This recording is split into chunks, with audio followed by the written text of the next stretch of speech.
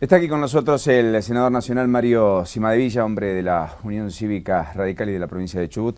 Senador, gracias por venir. No, Buen un día. gusto para mí estar acá con ustedes. Para ordenar un poco la conversación, en términos del Senado institucionalmente hablando, el planteo de Parrilli respecto a que no está contemplado el pedido de licencia del vicepresidente, etcétera, ¿desarticula las iniciativas en ese sentido o por el contrario la oposición va a insistir y es válido que el vicepresidente pueda dar un paso al costado hasta tanto se finalmente esclarezca su situación judicial y procesal, que es bastante compleja? El tema tiene una entidad que yo creo que supera el tema jurídico o el tema constitucional. Podemos hacer una gran discusión si constitucionalmente corresponde o no corresponde, si el vicepresidente es integrante del Senado o no es integrante del Senado. Que es el argumento del Poder Ejecutivo. Si es como dice la mayoría de la doctrina, un organismo extrapoder, podríamos hacer una gran discusión sobre este tema. Pero creo que lo que no podemos eludir es la responsabilidad política que tenemos los senadores frente a la posibilidad de que el vicepresidente de la República, procesado en un caso como el que continúe al frente del Senado. Es decir, acá se necesitan respuestas políticas más que respuestas jurídicas. Por eso la vía del juicio político es definitivamente... Es una de las vías, que tome licencia como lo hemos solicitado, es otra de las vías, pero además hay otra cosa. Los constituyentes realmente en el año 1853 podrían haber tenido mucha imaginación, porque esta parte de la Constitución está igual, no fue reformada ni en el 60 ni en el 94.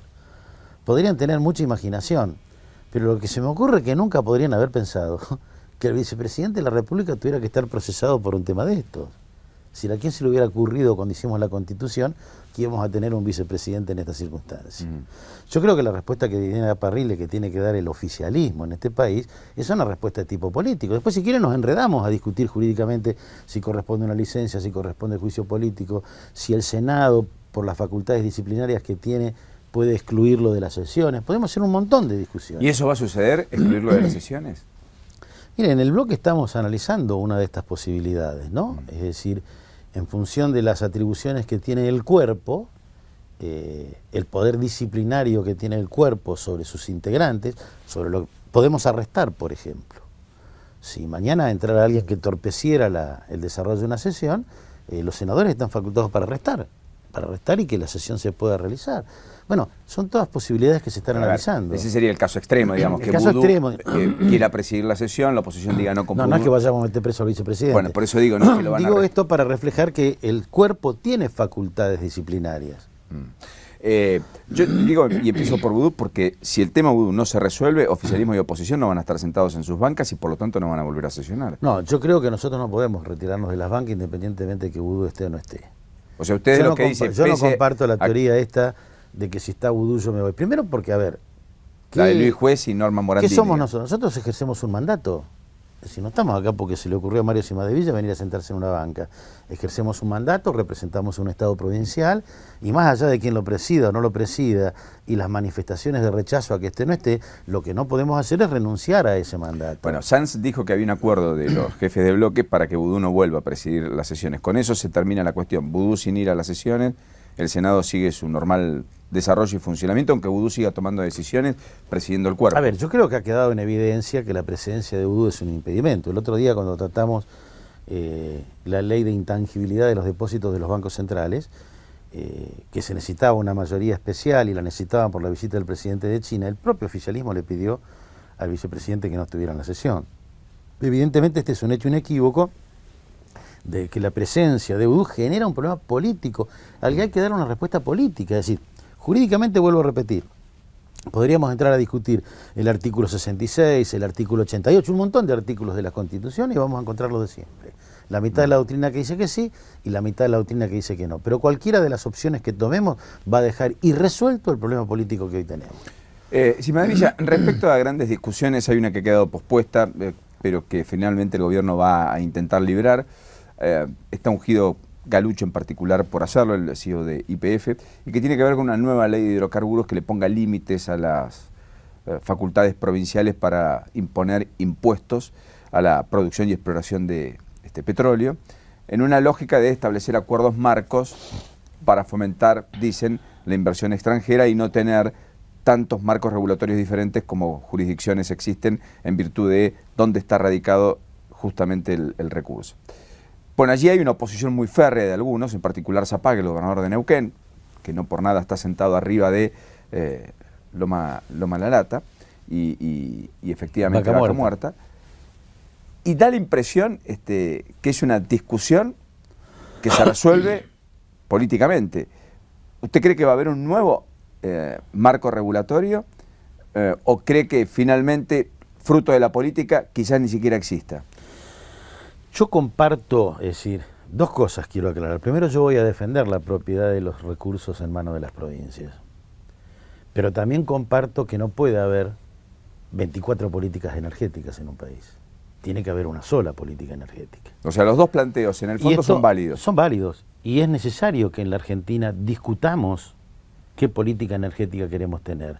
Porque convengamos que si algo no existe hoy en la Argentina, es política energética y así nos ha ido. Yo lo que observo y con preocupación es que probablemente en la discusión de esta ley terminemos en una pelea entre pobres. Lo que uno ve por lo que trasciende, yo no he tenido acceso al texto de ningún borrador de la ley, es hay una pelea por la renta petrolera, ¿no? ¿Qué impuesto le vamos a poner las provincias? ¿Qué impuesto le va a poner la nación? Y seguimos sin discutir la política energética. Va a ser una pelea de pobres, donde vamos a reglamentar un sistema de concesiones de yacimientos que no se usa más en el mundo hace 40 años y que nos ha llevado a lo que nos ha llevado hoy, a tener este déficit energético que tiene la Argentina. Usted dice que lo que hay que cambiar es cómo se otorgan las concesiones en los yacimientos. No solo cómo se otorga, a ver, con qué criterio queremos utilizar el recurso energético. Evidentemente, desde las privatizaciones hasta acá, ha habido un criterio meramente rentístico de la utilización del recurso petrolero en este caso. Es decir, a ver si me quedo con el 12% de regalías, si me quedo con el 15%, si me quedo con el 20%. Y en realidad el recurso energético tiene que manejarse con otro criterio. Lo que nosotros denominamos un criterio estratégico. Y definir, ¿la energía debe servir únicamente para generar renta o debe ser el manejo del principal insumo para el desarrollo de una economía? A ver, ¿a qué me refiero? No puede haber transporte, no puede haber comunicaciones, no puede haber industrias, no puede haber servicios si no hay energía. ¿Esto qué significa? Que el dueño de la energía va a poner las condiciones para el desarrollo de cualquier actividad que hoy necesitamos. Entonces, ¿qué hacemos? Vamos a entregar yacimientos, vamos a seguir dando la libre disponibilidad del crudo, vamos a permitir que las condiciones las generen las empresas. ¿Qué es lo que estamos dispuestos a hacer? ¿Usted cree que hoy se es muy laxo en los controles del Estado para con el sector privado? No los hay directamente. ¿Cómo tributa una petrolera? En base a declaraciones juradas. Igual que la industria minera. Exactamente. A diferencia de la industria tabacalera, que en la puerta de la fábrica... Del ingenio, digamos. Bueno. Exacto, o de la fábrica, digamos... En el caso de mi provincia, a nosotros nos liquidan la regalía por lo que dicen las empresas petroleras que sacan. Vienen y nos dicen, sacamos tantos barriles de petróleo y por esto pagamos la regalía. No hay ningún control sobre los yacimientos. No solo de cantidad de petróleo que se extrae, ni siquiera hay controles ambientales. No los hay. Entonces, nosotros hacemos cola en las estaciones de servicio porque no hay nafta, pero le damos a las empresas la libre disponibilidad del crudo. ¿Esto qué significa? Si quieren exportarlo, exportan, si lo quieren destilar, lo destilan, si quieren especular, especulan. ¿Con YPF en manos del Estado eso cambia? En parte, digamos.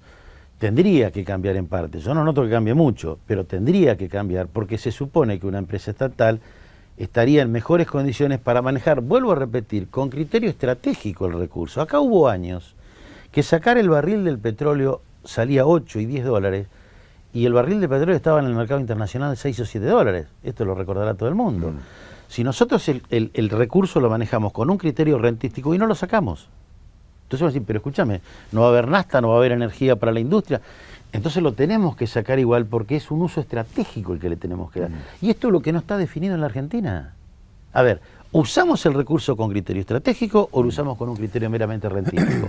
El justicialismo con Menem dijo no, la libre empresa, la libre oferta y demanda va a solucionar el tema energético. Fíjense cómo terminamos.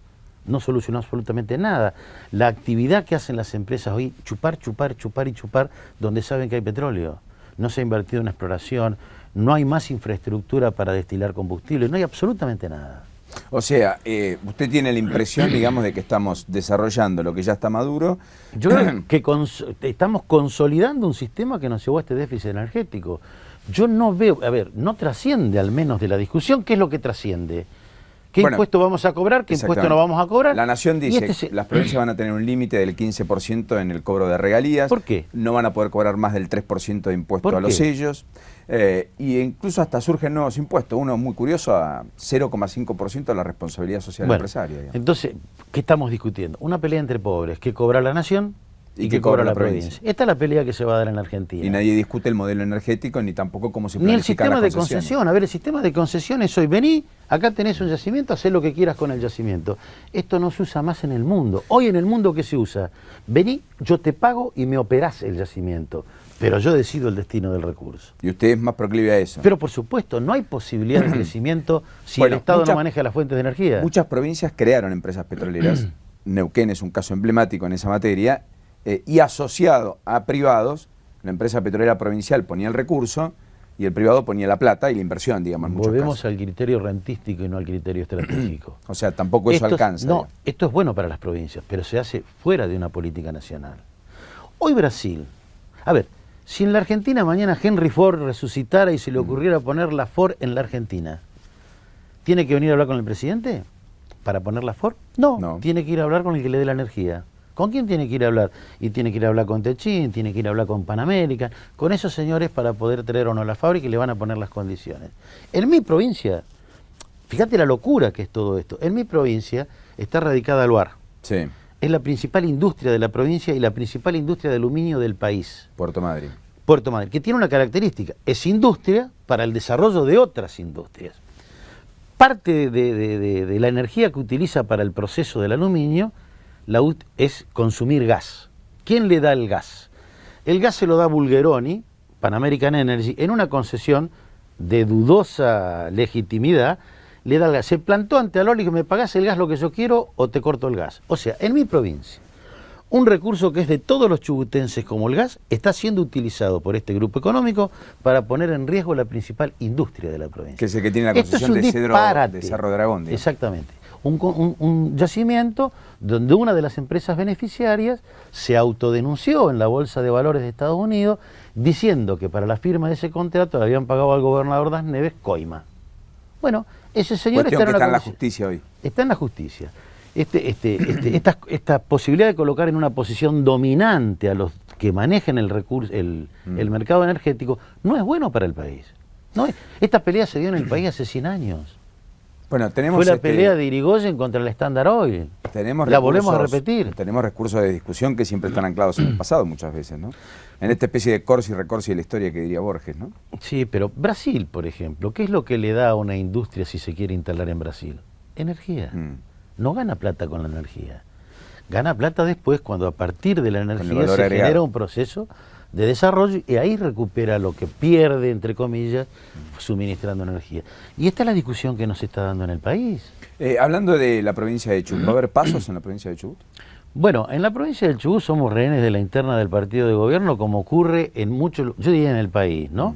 Hay un sector del justicialismo que las quiere, otro que las condiciona a las conveniencias electorales de su sector, y en mi provincia, para las leyes electorales se necesitan las 3/4 partes de la legislatura. O sea, mucho más que los 2/3. Mucho más que los 2/3. Quiere decir que si estas dos fracciones del justicialismo no acordaran, no sabemos cómo vamos a votar. Esta es la verdad. Con lo cual, que haya paso o no depende de la interna del peronismo. Depende todo en este país de la interna del peronismo.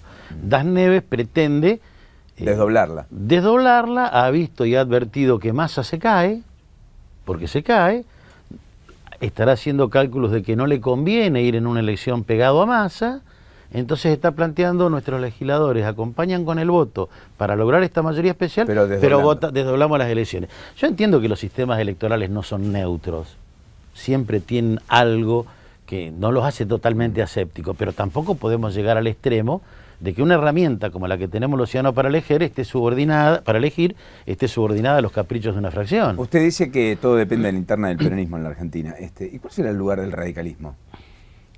Bien, yo creo que es el partido que ha logrado que todavía en la Argentina estemos discutiendo república.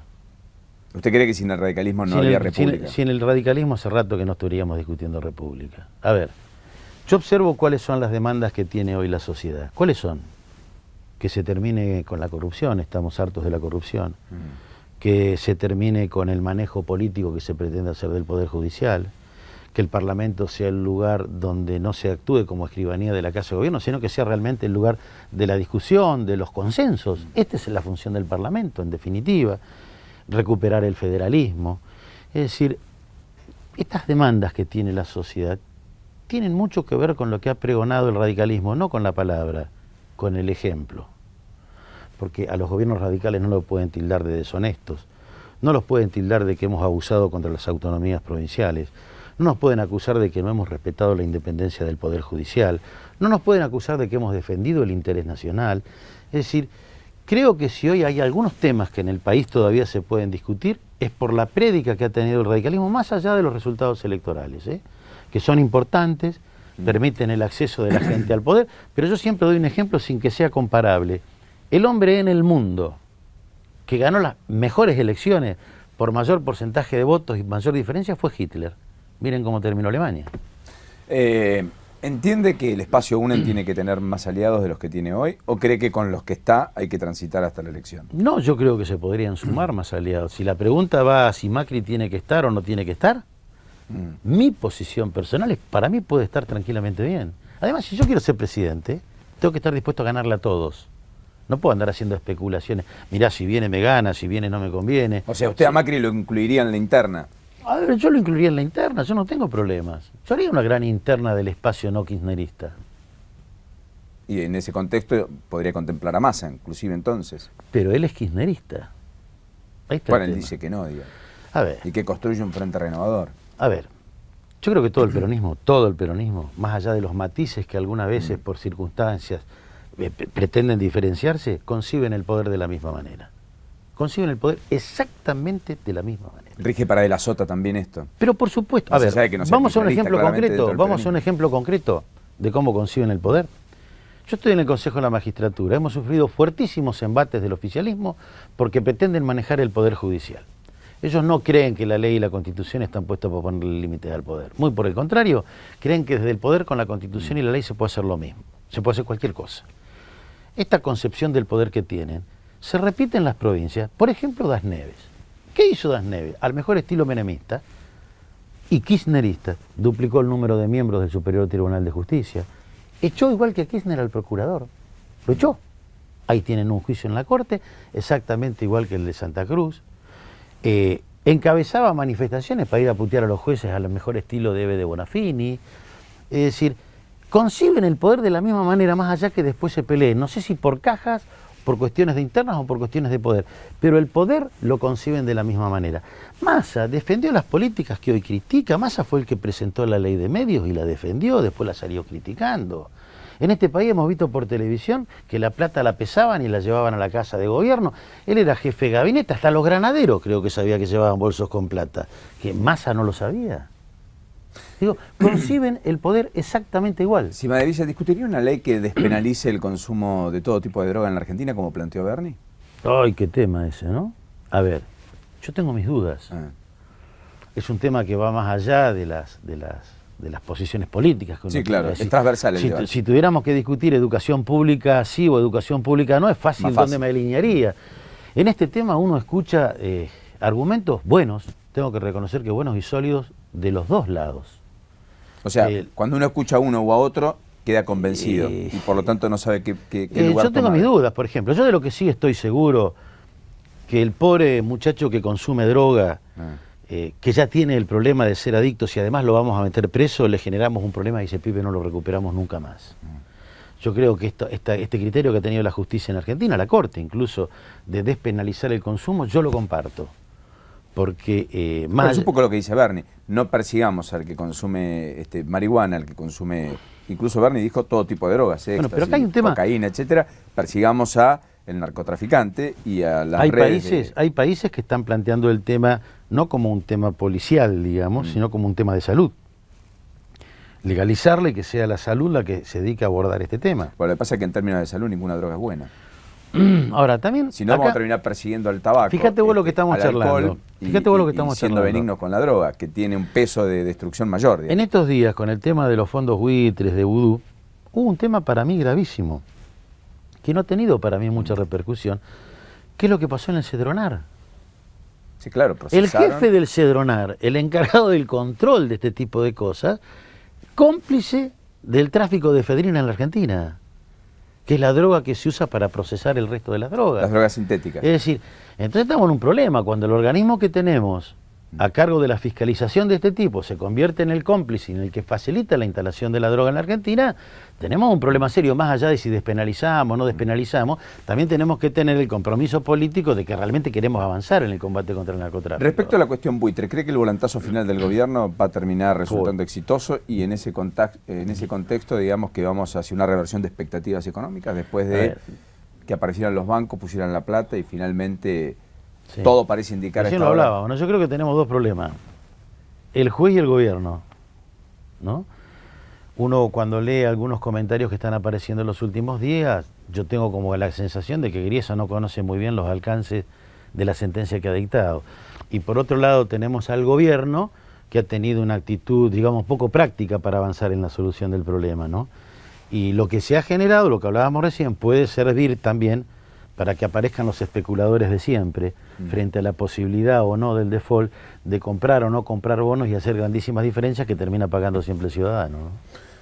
Está claro que en general el sector privado cuando interactúa con el sector público de esta manera... No, filántropos no son. Exactamente. Filántropos no son. Seguramente estarán haciendo alguna especulación que en la práctica y en los hechos signifique ganar más plata que la que están ganando. Es cierto que el mayor impacto lo iban a tener los bancos, si hubiera habido default.